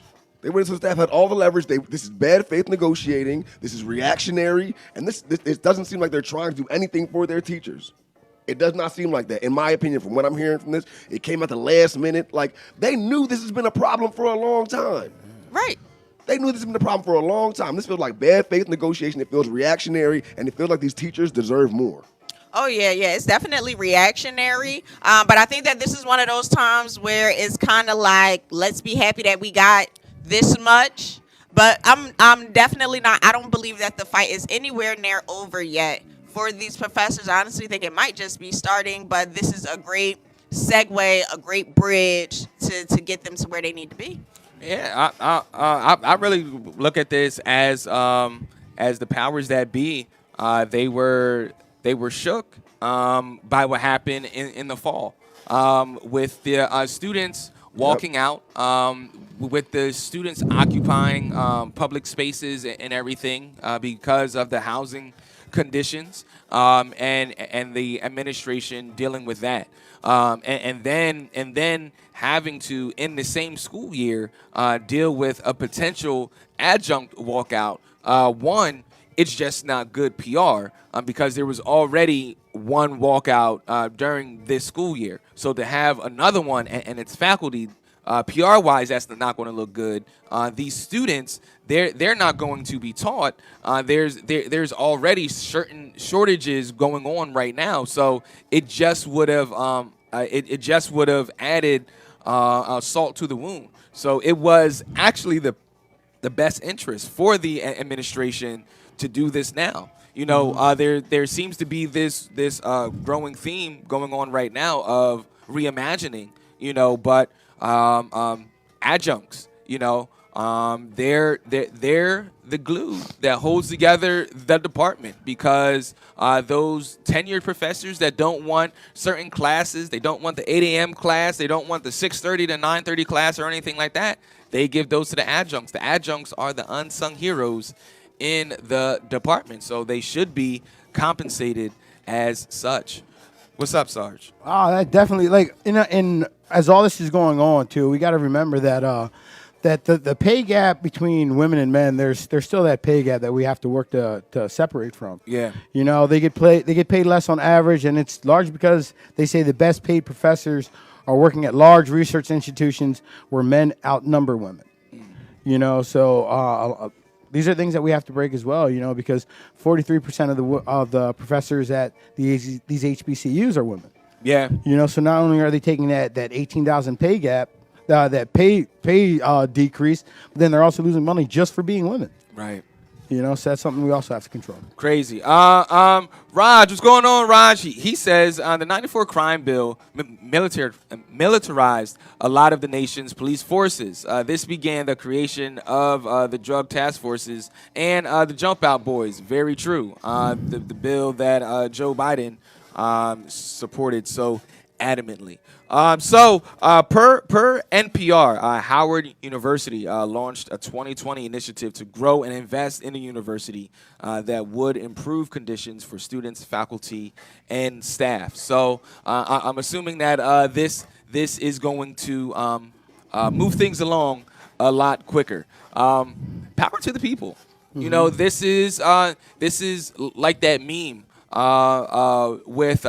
with those four men playing chess on the people's back, and it says, you know, the game's a rendition of the game that's being played on our backs. The only thing we have to do is just stand up. So, yeah, shout out to this adjunct faculty. Lady Al, you want to add anything else before we move on to the next story? Power to the people. I wish I had those earrings on today. But guys, I also just want to remind you to call in to win. We're doing call in to win again today. Tickets to the Fulton Theater. So again, call in to win 717-992-5569. Handsome husband co-host, let them know what they could win. You can win a new car. I'm just playing.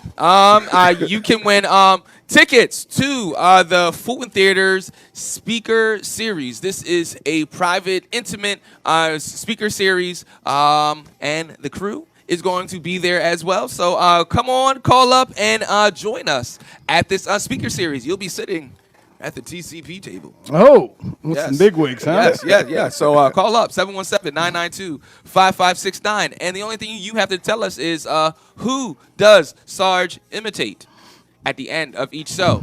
These tickets are for April 3rd Speaker Series event. So, Sarge, can you take us to our next story, please? Yes. So, as we talk about, remember we used to talk about redlining? Yes. And the way they used to go in and put in highways to divide prominent black neighborhoods. All right, so Florida is up to its old tricks again. And before you start, Sarge, like, again, with this reimagining theme that we're talking about here, we're seeing conservatives begin to reimagine, you know, America. Like the last 30 years, what America was, they're beginning to reimagine it to back to, you know, the 40s and 50s and everything like that. That's what Florida's working towards. Yes. That's what their whole thing they got going there is. Great again. They're building up. You know, from even like Florida's I think they're going to ban spring break there soon. They're going to ban spring breakers from going to Miami soon, you know. So Florida's in a league of its own. So there's a story as old as time. An historic black neighborhood is at risk of being decimated by eminent domain under the guise of redevelopment. Royal, a neighborhood just west of Wildwood in Sumter County, could be cut in half if the proposed Northern Turnpike extension plan moves forward. The route would impact properties in Royal as well as other areas of Citrus, Levi, Marion, and Sumter counties, according to the GRIO. There are currently 4 plans under consideration, all of which would impact Royal. The neighborhood is one of the oldest black neighborhoods in the state, with more than 150 years of history and community. Now residents are afraid they will not only lose their history, but also lose their home. If the Florida Department of Transportation seizes homes connected to the project, it would be required to offer homeowners the value of their property. But residents are concerned that the money still will not be enough. 80-year-old Philip James said that he doesn't have the money to relocate and is afraid that any offer will still be lower than what the residents deserve. They're making $1 billion and they don't give us chump change. Residents gathered this week at New Life Center Ministries. The report notes that most of the people there were advocating for a no-build option, which could be against all 4 potential routes of the development. A no-build vote by local communities does not completely remove the possibility of continuing the project. However, it is considered by the Florida Department of Transportation. Residents have been pushing for an extension of the Florida Turnpike, which is needed to lessen traffic on Interstate 75 that would not come through Royal Siding, the adverse impact on the historic African-American community. One of the 4 proposals would split one family on 2. Levi 67 and Willard 57 live near each other on the Country Road 23, but if development happens, the brothers will be separated from their 90-year-old mother and 2 of their aunts, 97 and 100, who live on the other side of the road. There has to be an alternative. So the Wildwood community is more than 23% black and 66% white. The construction would disproportionately affect the black community. From what I see, they're trying to move the black neighborhood out, Lawson said. I'm not with it. As previously reported, a proposed $450 million bridge development would cut through a different historic black community near Fort Lauderdale. Sistrunk is Fort Lauderdale's oldest black community, one comprised of working families, mom and pop small businesses, historic churches and landmarks. The neighborhood is amid ongoing redevelopment, which could be halted if the bridge is built. Co-host, can you guys go while I rehydrate my mouth?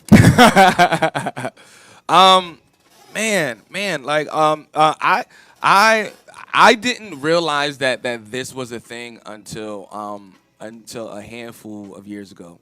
Maybe it's fairly recent. Maybe like maybe 5 years ago. Not 5, probably like 4 years ago. Just knew that this was a thing. Then when I started to think about like the neighborhoods that my friends live in like Chester, the neighborhoods that they live in Philly, then I see, firsthand how like these off ramps, these bridges just like split the neighborhood in half. And then when we went down to Atlanta, we saw the same thing, like these bridges, these overpasses, and these off ramps, just splitting these neighborhoods, and like it's not even splitting it nice. You know what I mean? Then when you add in redlining and whatnot, like this is a outward open attack on American life. Mm-hmm. And it's frustrating because it really feels like there's nothing that you can do, nothing that we can do, especially when it comes to something like eminent domain. Besides, vote the people in that need to be voted in, because I would be hard pressed to believe that all of this would be going on right now if Gilliam was elected as governor. Lady L, let's get you in this. Let's get you in on this. That's crazy. So as you said it made me think about a black community in Tennessee that's kind of dealing with something like this right now, except they're not even building a highway. They just want to take the entire town's charter away. Yeah. And have it be absorbed by the next town over. And they were actually successful in doing that, But so I want to tell you a little bit about one of the towns, Sistrunk. Sistrunk has stood at the center of African American culture and heritage in Fort Lauderdale since the earliest recorded settlers migrated from Georgia, South Carolina, and the Bahamas more than 100 years ago. Right, so I just want to like lay that there just to talk about how important this community is and how they've just been an insular, their own community doing their own things. Right, they got restaurants there. They have homeowners and civic associations, like including like 100 black men. They have the Elks Lodge. They have the Negro Chamber of Commerce. Right, so they're in this town doing their things, right? So why do you need to break up what we have here? Like when you build a highway, you're taking homes, you're taking land, you're taking roadways. Like I mean, we're talking about meters of roadway, right? Like, this is sad and it's unfortunate because this is Seneca Village all over again. This is Rosewood all over again. This is Tulsa all over again. This is Kissing Me all over again. Yeah, you didn't know that. Kissing Me and Disney, the Disney park used to be a black community before eminent domain and Disney came in, right? We're seeing like this. It's 2022. How dare you come and say to us as a community that, hey, we're going to redevelop and put a highway here? The hell? No, you're not. I don't want no highway here. I've been living here 50 years. I don't want no highway here. You see what I'm saying? And it's crazy because I don't know if this happens in all black communities. It happened in mine, but there was always a discussion of the city coming to take the community away and to be prepared for that and to wait it out and to wait for the offers. And as we watch the city surveyors come and take photos of the block and do all these other things, we were always told, you just wait. You don't move, right? Even if you become the Stuart Little house. Those were people affected by eminent domain who stayed in their space and didn't sell. And if you look at Stuart Little's house, this is his little house. There's all these high rises right around it, right? So it's heartbreaking. It is heartbreaking, and I'll be praying for our people down in Florida. I mean, this is it wasn't overpasses, but for Atlantic City. This is how they got 30 casinos on 7 miles of land, through eminent domain. And a lot of those cities, a lot of those communities were what? They were black and brown communities in Atlantic City. And then the jobs of the casinos doesn't really offer sustainability. No. It doesn't offer, necessarily upward mobility to like not for those people. No. No. Because like if you're a blackjack, once a year. If you're a blackjack dealer, you'll be the blackjack dealer supervisor. It's not like you'll start running the casino. Like if you're on the floor, you're going to stay on the floor. And the casino schools that they have there, more than likely. If your kid doesn't get out of that, that Atlantic City, Pleasantville bubble, there'll be blackjack dealers as well. Mm-hmm. What were you gonna say, Sarge? No, I was just like this. We gotta stop. We shouldn't repeat history. Right. All right. That's why we constantly put out, hey, what happened in history? Why do you guys keep talking about the past? Well, yeah, we have to talk about it because it's happening again today. Yes, it is. And Florida is a true testament to that, from the legislative stuff that they're passing, to the things that they're doing. Like as far as this. Right. DeSantis is getting them white votes. Boy, I'll tell you what. If he ever decides to run for president, them old white people gonna love him. Oh yeah, absolutely. Shakita says that's the worst kind of stress and anxiety to have as a homeowner. It's unfair and it's infuriating. I believe it. Like I could not imagine, spending X amount of years, an X amount of sweat equity on this house, and then I get a knock on the door, and it's city officials telling me, you got to go. You just hooked your crib up. We got a check for you. Right. But the thing is, though, so the average median price for some of these counties, is like $230,000. I believe in Marion County, and in Sumter County, it's like $319,000. So you guys are going to give people the value for their home, right? So over the course of the past couple of years, the cost has increased for each of these homes in Florida. All right, but the average median cost for a home in Florida is $330,000. All right, so now those homes are already undervalued. Yeah, all right, they may have been going up, rising, but they already were undervalued. So now you're giving them less than what they should be right now. But value to who? Because my house to me is priceless. No, your house is worth whatever the appraiser says it's worth. Right, but that's to them. That's why we need black and brown appraisers. But if you're selling your house, if the appraiser comes in and says it's worth $125, that's what it is. And there are times when the bank will not allow you to have another appraiser go back out there, and that's a whole nother situation. All right. Well, let's keep it moving here to our sixth story of the day, Lady L. Oh my goodness. I'm sorry. I got a little sidetrack in the comments. Candace said, I'm in a meeting, so I can't call in for the tickets. Sarge imitates Andre 3000. Nope, that is not it. I just wanted Candace, to at I'm a least little hurt. acknowledge that before I moved on to the next story. So, all right, guys. We got more black news.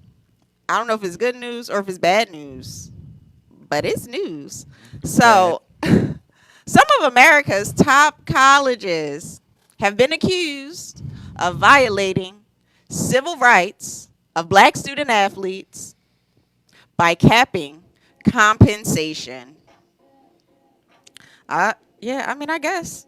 A federal complaint accuses NCAA Division I schools of violating the civil rights of black athletes and major college football players by prohibiting compensation. Earlier this week, the National College Players Association filed a complaint with the Office for Civil Rights at the U.S. Department of Education advocating for black college athletes. The complaint says the ban on compensation disproportionately impacts black student athletes.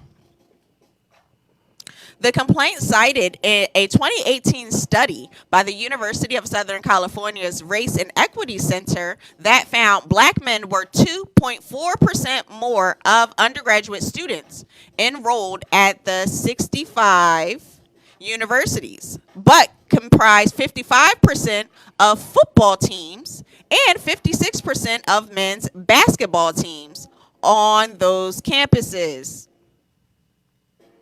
Currently, the NCAA allows scholarships to cover the room, board, books, tuition, and medical benefits for student athletes.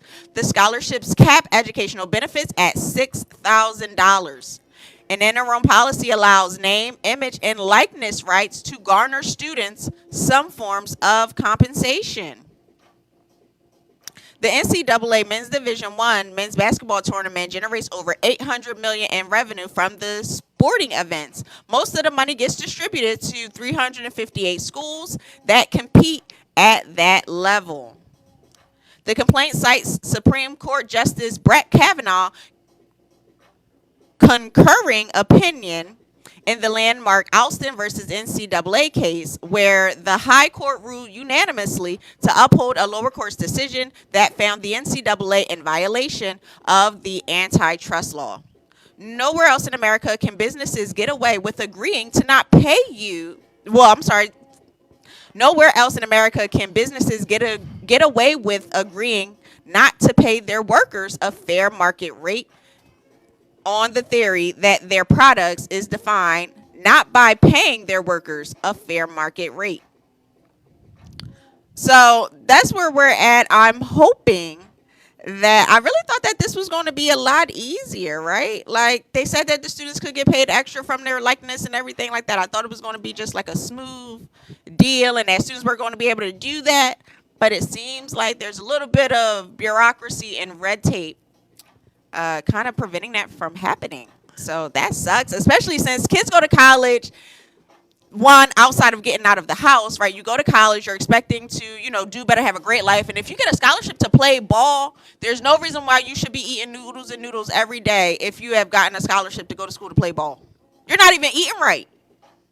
You know what I'm saying? Like, you have a little bit more flexible spending income on your university card to spend. Like, you should be able to live comfortably, especially if you're playing a sport for that school. Because guess what you got to do first thing in your mornings? You're probably going to practice.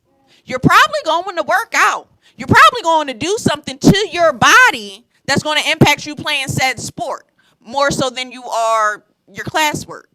But your body's going to be your main thing while you're at school, while you're on that campus. So why not at least make sure that there's enough money in your pocket so that you can maintain said body?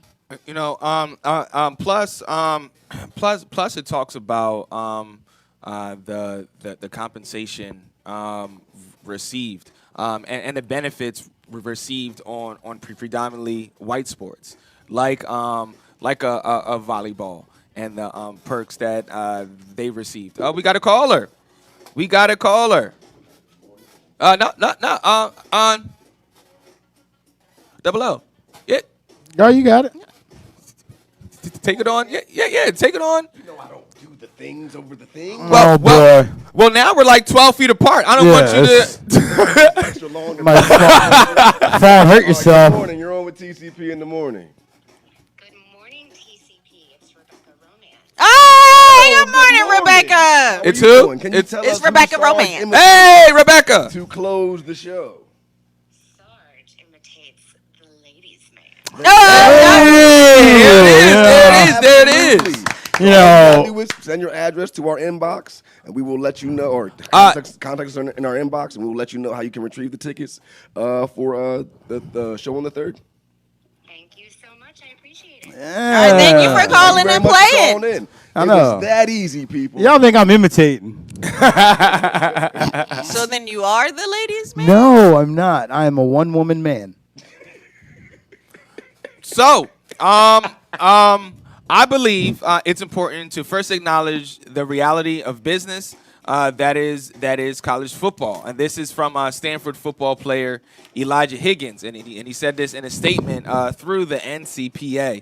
The NCAA's men's division one's men's basketball tournament generates over $800 million in revenue from the sporting event. Most of the money gets distributed to the 358 schools that compete at that level, but none of it is distributed to the students. So, so this is all prior to the NIL deal, saying that because so much money was generated, we're talking about billions upon billions of dollars yearly. Not a cent was given to these athletes, and now that they are recognized, as not as amateurs anymore, they're retroactively going at this to get some compensation that is not only owed to them but owed to the hundreds of thousands of collegiate athletes that made it and that didn't make it, because there are a lot more that went to school to get that education,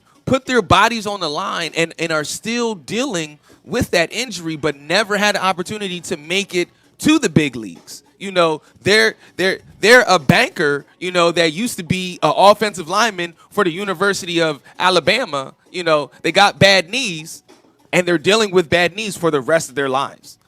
So this I love it because it's like the chickens coming home to roost. Love it. In fact, love it. I just want to say, look, a study was done in 2018, okay? The study said that black men were 2.4% of the undergraduate students enrolled at the 65, which is out of the Power 5 conference, 65 universities, but comprised 55% of football teams and 56% of men's basketball teams on those campuses. All right, and of them, we know who fills the rosters, right? Who fills the rosters of the football and basketball teams. And those numbers are so, those are horrendous. It's you want to talk about disparities? That doesn't make any sense. They're again, Sarge. What are they again? Like, it's black men were 2.4% of undergraduated students, but they comprised of 55% of the football teams and 56% of the men's basketball team. So this multi-billion-dollar college sports enterprise, it imposes discriminatory practices that it disproportionately harms the black athlete, while predominantly white coaches and administrators make millions of dollars. And that's said by the NCPA executive director, Ramoji Huma, a former UCLA football player. College athletes throughout predominantly white sports receive fair market compensation, but athletes in the only predominantly black sports do not. We're operating off laws written in a land and time when there was no technology? When there was no technology, but when no Facebook, no Instagram. When were black people given a fair shake? Oh, no. You think when the NCAA wrote these bylaws that they did it with the black athlete in mind? In mind? No. They didn't even have a black athlete. Yeah. But then when they got more black athletes, it made it more apparent to enforce these rules to make it so anybody taking money outside of anywhere except the NFL after they get out of college can't play college ball no more. More oppression. So you have these kids who grow up poor, get good at something, Have people pay them to promote their stuff, to advertise their stuff, or give them money like, hey, man, listen, I know you have a rough life. Take some of this money. Yo, keep doing what you're doing. Yeah. I know you're going to be in the league one day. Like people that are genuine good people that give lookouts. Like you have genuine good people that couldn't even do that. So you have people like Maurice Claret. You know, a phenom. Yeah. A phenom. You know, he's broke. Can't make money. Starts making wrong decisions. One wrong decision leads to what? Another wrong decision. Right. I think DMX said it best. He said it best. It's like bad decisions lead to fast decisions lead to bad decisions. Yeah. Then fast collisions. Now what? Now you're missing. Right. You know, and we've seen so many great athletes like go down because of this, because of accepting money or because of going and playing for a semi-pro team that they can make money off during the off season to help feed their family. I mean, you know, to help take care of needs. Just thinking of the way that money could have helped community over, the decades during which, people have been denied this money. It kind of affects me. But that was on purpose to I know. keep us in this caste system. If you that. give our boys, right? So think about how many young black boys go out there and start selling drugs to bring money home. Think about all those same young black boys that could have just gone on to college, played ball, and made a couple extra dollars playing overseas, or had done something more. Right. Something else with their time, their talents, and their body and their skills. Like, essentially the institution said, yeah, we want to make sure that they can't get no money anywhere. You know what I'm saying? Because if they ain't got it, then they ain't got it. But how can I focus on being the best athlete if I know that my mom and my siblings are at home hungry? And I'm here being grateful for my 3 square meals that I get at the dining hall. And like they hit you too, like before you even get out of high school. If for any college, any athletes that played a college sport, out of high school, like you had to do a NCAA clearinghouse form. All right, so this NCAA clearinghouse form is just pretty much you signing the contract with the NCAA, stating what you can't do. So now you're a high school kid who just signed a contract with the NCAA, forfeiting any kind of rights to try and go get money for yourself or to build yourself up. It's predatory, but this feels insidious. Yeah, they make 800 like BJ Quiet Storm said, they make 800 million off the March Madness NCAA tournament. They make 470 million off the college football playoffs. And that's probably not even including all the sponsor money from the Tostito Bowls, the Dorito Bowls, the Hip Hop Snack Bowl, like all the different bowls they have. So they make all this money. Right. And those these athletes are paying to be on during those sporting and it's events. but hey, listen, you're just the athlete. You don't need to get paid money. And then these these conferences, they have their own channels now too. There's an SEC channel. There's the Big Network. Ten channel. So they're constantly generating money 24 hours a day. And never having to pay their athletes ever for doing any of the work.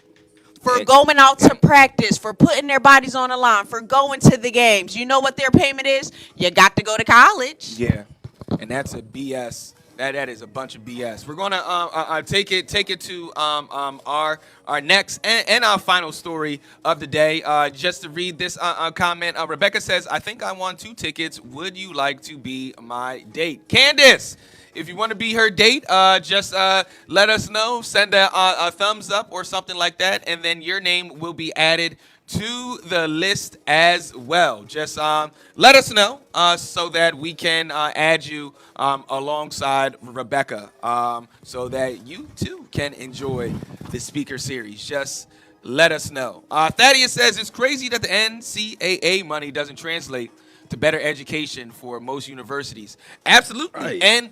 And the majors that they force you to take. I'll say force because you are really coerced into taking these lackluster majors, that really won't help you, like sociology. If you don't take sociology to the point of a PhD, just having an undergraduate in sociology really doesn't mean anything. You gonna say something, DJ Double O? When you come in undecided, they are pushing all of those programs on you. Like, this is the easiest way to graduate and stay eligible. They're running down the list. Okay, sociology, Sociology.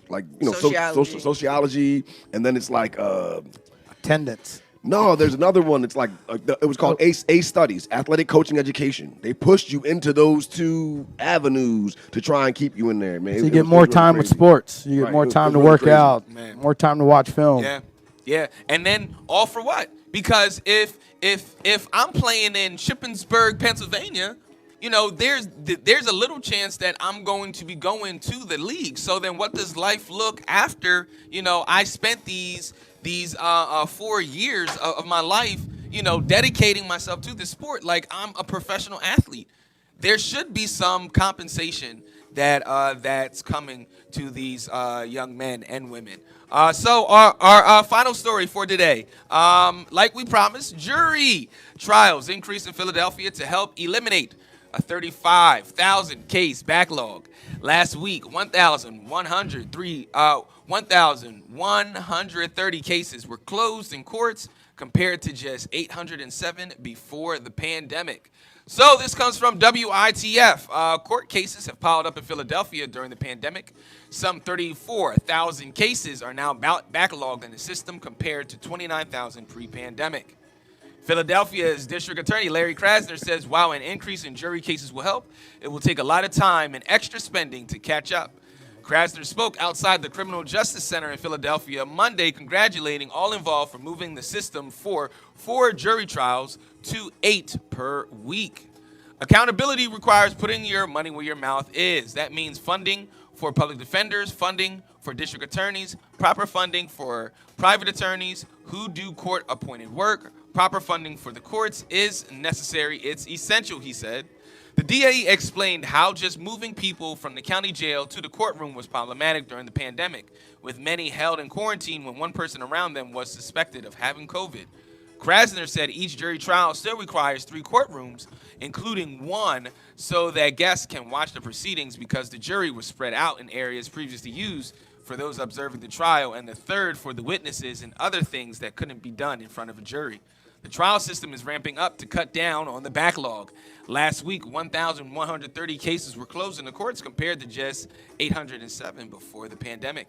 Krasner said the court system is doing its best to resolve cases. He says just knowing a trial date is set can help both sides work at plea arrangements and settlements.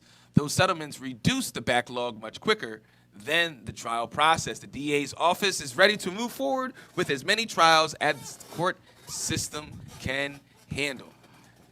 Chilling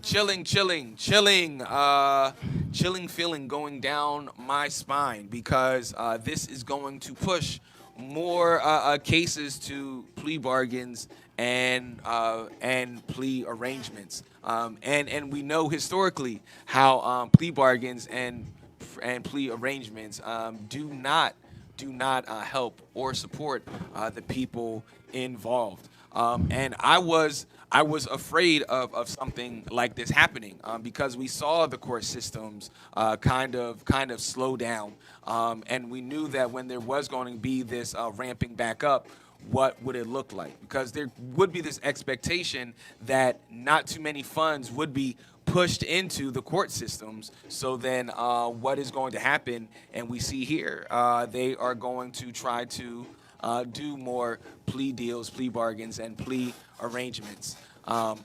Again, chilling.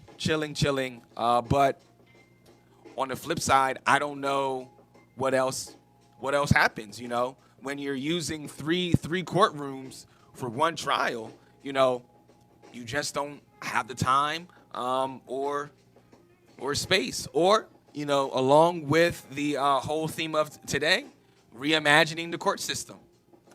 You know, we're smart enough. We put men and women on the moon, you know, and created Facebook. We can get do to this. a $29,000 case backlog. Yeah, let's just How did you get there? Yeah, let's keep that reimagining going, because you can find yourself in a court in Philly for all kinds of things, right? All kinds of stuff. So, yeah, reimagining might be the best bet, but also, since apparently COVID's left Pennsylvania, I don't suspect that they'll still be using those 3 courtrooms for one trial anymore. And especially, right, that's 3 courtrooms. That means that you can have 3 cases going on at the same time, right? So if you got 3 in the morning, you got 3 in the afternoon. Heck, have y'all? First of all, I'm confused because the family court building has about 13 different courtrooms in there between 4 floors. So why don't we just move it across the street to the new fancier building for family court? There are still judges over there. There's still the rooms. They're like everything that you need would be in the building next door. So let's stop the excuses. Let's get these cases rolling. If you want me to be a juror, I got to be able to vote. Seriously, I wrote that on my thing. You want me to be a juror, I got to be able to vote. I don't even live here. You literally mailed me something, and I don't live there. But yeah, so kick it over to Sarge. What's up? Yeah, I don't. Look, the court system. You have this huge of a backlog. How do you expect to really dig out of it? You know, like how does it really happen? Like, how long has it been for some of these cases? Don't you think some of these cases need to be reevaluated and just tossed out? And the Constitution also talks about the swiftness of your court case. Yeah, there's no swiftness in here. It's like a swift kick to the groin. To the hurry you know, like, hey, I still feel it later. You know, like this. They need to reevaluate. They need to get rid of some of them. Like, hey, we're out of time. How are we going to go back and find witnesses? How are we going to prove this? Like, you know what? Right. Let stuff go. You have changed law since then. Maybe some of the tickets, some of the people, some of the traffic violations that they have probably in the backlog. Get rid of the traffic violation that you guys already voted to change the law when it comes to pulling over people, because you know what was being done. You know that black and brown people were being pulled over disproportionately. So do that, and then you can cut that 34,000 backlog into probably like 5,000. That's a lot, right? The most alarming thing here is that one of the DAs said that the surrounding counties, some of the surrounding counties have bigger backlogs than cases in Philadelphia. So I mean, this just isn't a Philadelphia thing. You know, this is probably a nationwide thing. And again, instead of trying to resort back to what once was, you know, reimagining things. Folks, I do want to get in this last story with the scholarship to the PA Legislative Black Caucus. So we're going to put this in the comment section, talk about it a little, so that you all will have the information that you need. Sarge, did you want to? Yep. All right. So the State Representative Donna Bullock, chair of the Pennsylvania Legislative Black Caucus, this week announced that the James R. Roebuck Pennsylvania Legislative Black Caucus Scholarship application period is now open. Bullock is the chair of the PLBC. 10 individuals will be selected by the PLBC to receive scholarships worth $1,000 each, which will be awarded through the PLBC Foundation to Pennsylvania residents who meet the following criteria. Be a person of color, be a graduating high school senior or current undergrad at a college or university, plan to enroll, return, or plan to enroll to a full-time undergraduate study at an accredited 2- or 4-year college or university for the entire upcoming academic year. Attend the scholarship awards presentation in Harrisburg. And the last one, complete the online application. The deadline to apply is April 30th, and only the first 100 applicants will be processed. So go to the www.pahouse.com and find the PLBC, and under the scholarship tab, apply online or get more information, a press release said. So the cost of higher education is climbing and is potentially out of reach for so many students, said Bullock, a Democrat who is the elected state representative for the 195th District in North Philadelphia. We want to help students who aspire to go to college. We want to help them achieve that goal any way we can. Students are selected based on their academic success, leadership, extracurricular activities, community participation, and financial need. This is an important task as we are choosing our future leader in business, education, medicine, and our communities.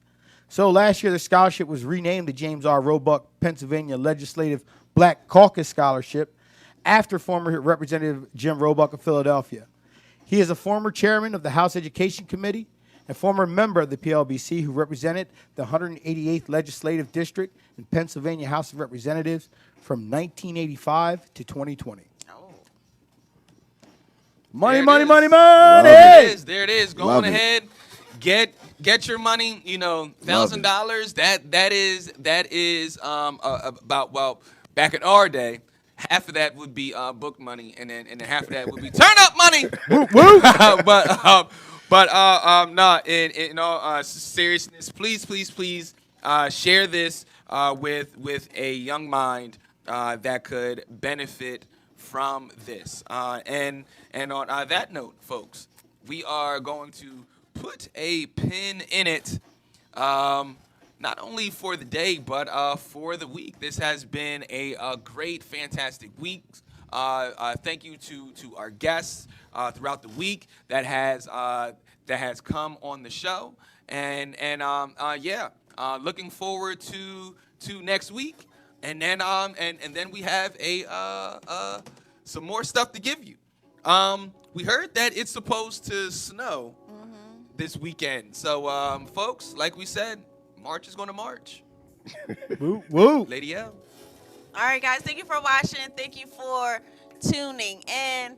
Listen, this episode of TCP in the Morning was brought to you by our Black Lady Doctors.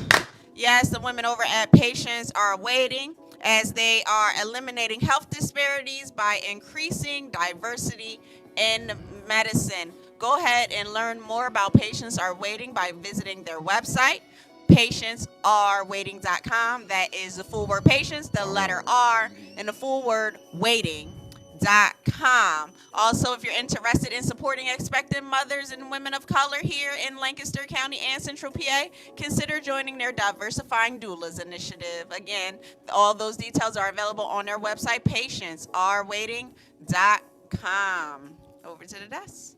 Hey. Now, I'm going to have to do this voice extra special so everybody can understand the voice that I'm saying.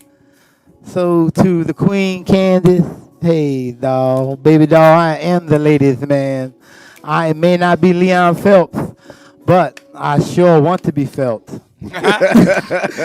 with that being said, to my kings and queens, to my daddies, my mamas, my baby girls and baby boys, my princes and princesses, to he, him, her, she, they, them, we, baby. We live this life the way we can. I want to leave y'all with this, baby. Listen, there is a huge freedom that comes to you when you take nothing personally. All right? So, with that being said, this weekend as you step out, remember, life is not a fairy tale. If you lose your shoe at midnight, I said it before and I'll say it again, you're drunk. Love it. Folks, do not forget, we have, let me look at the calendar here. We have next Saturday, folks, the TCP magazine, The Culture Professional, releases. So if you have not subscribed to our emailing list, head on over to our website right now, thetcpnetwork.com. Again, thetcpnetwork.com. Subscribe to our e-blast so that you can stay up to date with all the stuff that is going on. We have the adult prom happening in September, folks. So look out for that. We are also having a live broadcast in July for a fundraiser in Philadelphia. So, folks, you would want to subscribe to our emailing list. Today, we have Reset coming on at 5 p.m. with a amazing, like always, a amazing panel. And then at 6:30, we have Thunder Thursday with DJ Double O and his interview with one of the guards from the Red Rose Thunder. And then we have the Red Rose Thunder this Saturday beginning at 5 p.m. You can see the game live at the Littis Christian Academy, or you can see it here on TCP Network, baby. And you'll hear the voice of DJ Double O and our other guy, Jay Philo. Folks, thank you for listening. Thank you for watching. We'll see you in church. I was just say we'll see you on the stream. This is Asad. This is your Penny.com Health Minute. In part 2 of our healthcare terminology, we begin with the phrase out-of-pocket maximum, which is the most money in the form of deductibles, co-pays, and co-insurances you can pay each year, regardless of how much medical care you need. Do you need prescription medication? Well, Penny.com has provided